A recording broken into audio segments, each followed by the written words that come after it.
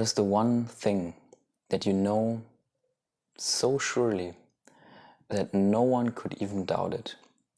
And if someone would come up to you and he would doubt that thing, the truth of that thing, that you wouldn't actually even be bothered to argue because it's so obvious to you. Try to contemplate this and find this quality that is always true in every moment of your experience. And I'm not going to give you the answer in this video. I'm going to explore here a few angles from which to view this question. But the answer to this question I will give to you on the next video on Thursday. So you have 2 days to contemplate this question and get really clear about your answer of what you truly know, unquestionably, undoubtedly, and that is always so, whether you call yourself enlightened or not. And then actually, if you have clarity on this question, the degree to which you are enlightened is not a question of whether you get more of this truth, because the truth is always true. It's always what it is, unchanged, whether you realize it or not. The degree to which you are enlightened is not dependent on how much you have of that, but how much confusion is between that truth and you, so to speak. So your realization of the truth is not dependent upon the truth, but it's more so dependent on how much illusion is put on top of that truth. And so, to ponder this question, to really contemplate it, ask yourself, and this is something you can do in meditation or also during your day in mindfulness practice. You can ask yourself, what is true for all of my sensory input?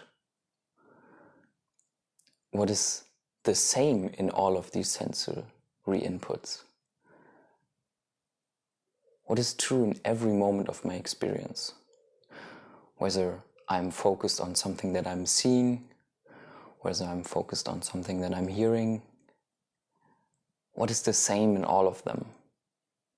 What's the quality of those experiences, the part of those experiences that's unchanged, whether you see something or hear something? Another way to look at it, and that's especially the contemplation you can do, especially for a meditative session, where you sit down and close your eyes and contemplate this. The angle to look at it is to ask the question, where is seeing, hearing, feeling, emotions, less so in meditation, but also taste and smell, where do all of those meet? Where's the place they are arising? And that's the thing that's always true.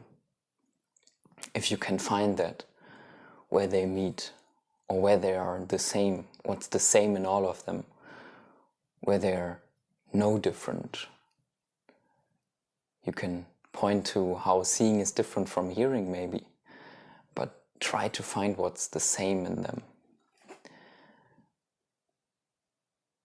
And then also think about the second part of the question. Why this truth cannot be doubted, and why you wouldn't even feel the need to defend it. And then feel also how it's unnecessary to put this truth into words. I mean, we are doing this here, and if you think about it and come up with the answer, you are also conceptualizing it. But then also again, take a step back and see how that's completely unnecessary for truth to be the way it is, for truth to be. There is no need for conceptualization, actually. And the less you can know of it, the less you intellectually think about it and try to know it, the more clearer, the more obvious it becomes. So this is the question I wanted to present you with, and I know it's not easy because we always look for an answer. You clicked on this video probably to get a quick answer in a couple of minutes, and maybe your mind doesn't like it that it now has to wait for 2 days in order to get the quick, easy fix, the answer. But that's the whole point of any spiritual practice. It's to remain in that state of not knowing and exploring that for yourself. And so, whether you go on with your day now and mostly forget about this question, or whether you take it really seriously, I guess what this video will do, it will make the question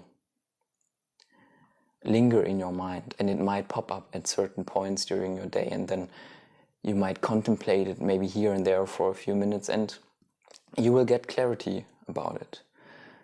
And really, the way to do this is to forget all so-called spiritual teachings you have heard that now have put an idea into your mind of what this truth is.